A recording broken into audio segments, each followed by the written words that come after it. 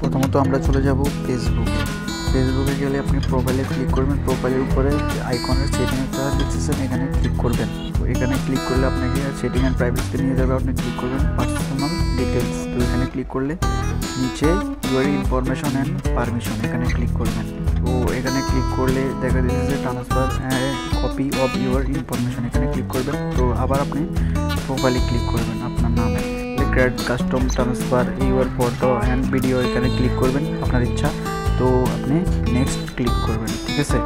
তো আমি এখন নেক্সট ক্লিক করে দিলাম। এখন আপনি উইন টু সিলেক্টে আবার দিতে পারেন ওয়ান টাইম, ঠিক আছে। তো আমি উপরেরটা দিয়েছি। তো আপনি যদি গুগলের নেন তাহলে আপনি গুগল ফটোতে ক্লিক করে সেভ করতে পারেন। তো আপনি এখানে নেক্সট ক্লিক করবেন।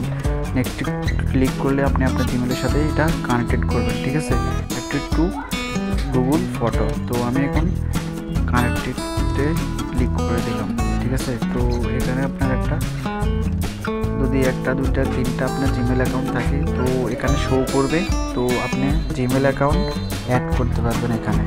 তো আপনি আপনার ইচ্ছা মতো জিমেল অ্যাকাউন্ট অ্যাড করতে পারেন, বা আপনি কোনটাতে আপনি নিতে চান এটা অ্যাড করে আপনি কন্টিনিউ ক্লিক করেন।